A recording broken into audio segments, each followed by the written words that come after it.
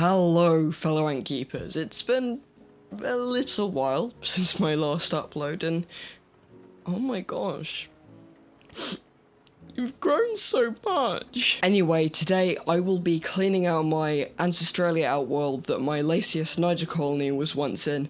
I'm moving in my new Camponotus nicobarensis colony.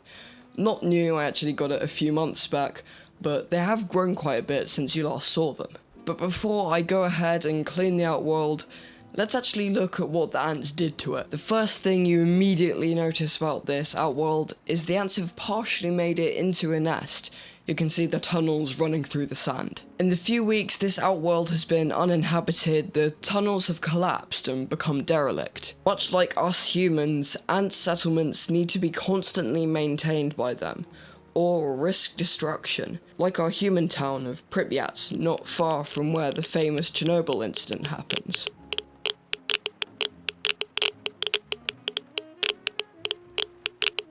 Let's start to dismantle this setup, first by removing bits of clumped sand and food items with my tweezers, and as I poked around in the sand, I think I found where the ants went to defecate, around the bottom rim of the outworld. Lovely. Then I went in with a spoon and removed the rest of the sand, and after that I washed it out with water and a bristly brush, and then I made it go blub blub, like this. Once the outworld is all clean, it's time to decorate it. First I plugged up the connector with cotton, then added in some cocoa fibre and bark chips. This looked perfectly fine and all, just seemed, how do I say this, a little basic. Oh, I think that would fix it.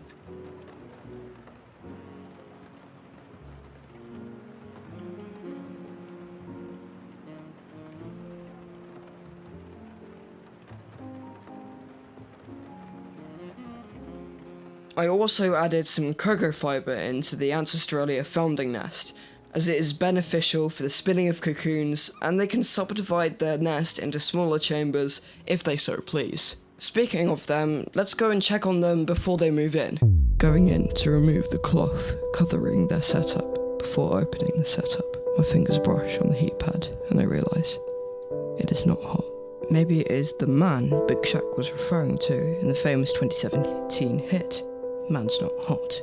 Either way, this is bad as I don't know how long it's been off. Looking over at the plug, it is on, it's just that the heat pad isn't putting out any heat. I unplugged it and replugged it, and it started functioning again. Looking inside, the colony is definitely still alive, thank God, and they haven't even eaten any of their eggs. I let them rest for 24 hours, as moving them just after they nearly froze would be very stressful. A full 24 hours later, and let's start moving them in. I simply pulled the cotton out of the connector and put the test tube onto it. I couldn't put the test tube fully into the outworld because it was too long. It was also too long for the lid of the outworld to be closed. I'm really hoping this doesn't fall over because then the ants can escape really easy. Anyway, enough of me talking.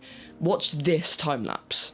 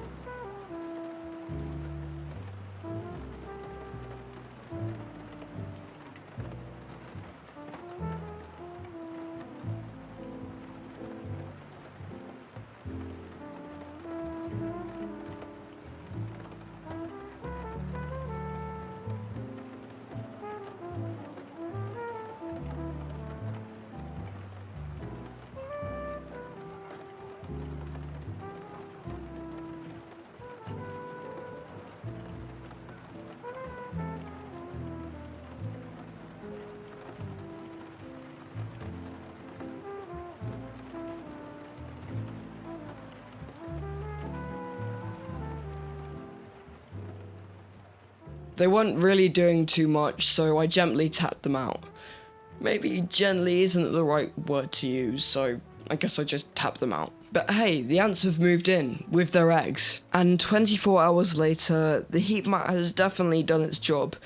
Maybe a little bit too much, as there is now a lot of water drops on the top of the nest. Let's come back in another week and see how they're doing. And here's the ants a week later.